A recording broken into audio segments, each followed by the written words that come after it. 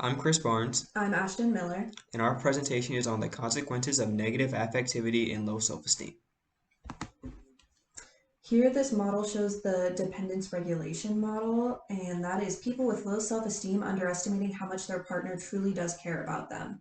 This can result in unintentionally damaging the relationship due to being overly cautious, blowing criticisms out of proportion, not taking compliments, and being overall negative in the relationship. Phase one of the dependence regulation model is low self-esteem, and high or low self-esteem tends to be more of a personality trait than a fleeting mood, similar to kindness.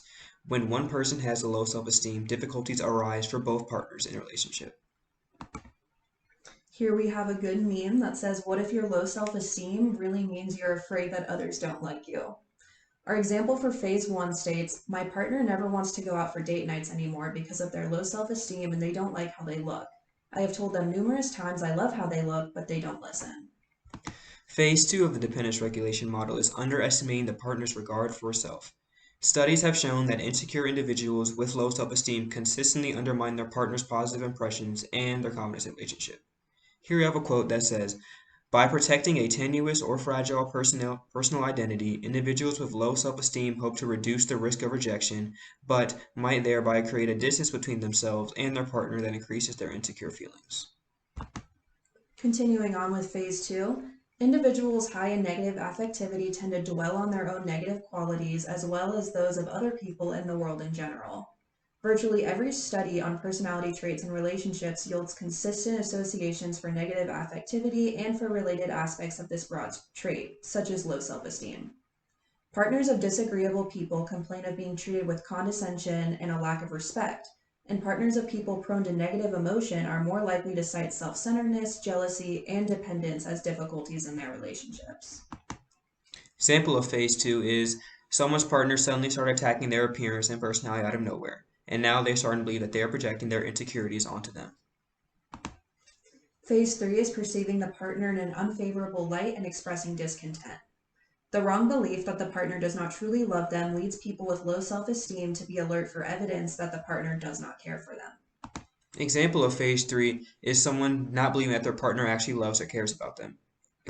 Mainly because they find it hard to understand how someone could love them when they don't even love themselves. Phase four is perceiving the relationship in an unfavorable light. Recent studies suggest that being in a relationship with an insecure partner is challenging because so much effort must be invested in protecting that person's feelings. The quote states, according to the dependence regulation model, one facet of negative affectivity, low self esteem, is particularly damaging in relationships. Insecure people underestimate the partner's positive feelings for them and the relationship, leading to hurt feelings and tension.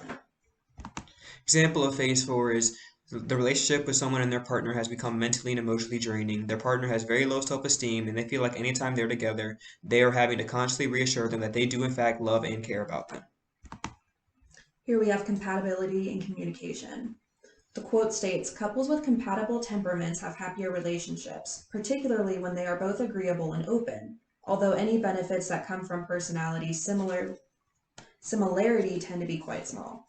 Personality traits set the boundaries within which a relationship unfolds, while also impacting communication between partners, such as the way they perceive each other's behavior and respond during difficult moments. This quote states, the traits that matter the most seem to be negative affectivity and agreeableness, because they set the day to day emotional tone within our partnerships. And here we have a nice video that sums it all up. And when we all sit down and criticize ourselves into thinking that we're less of what we are, we make the people around us believe that too if we keep talking about it. And here we have our works cited.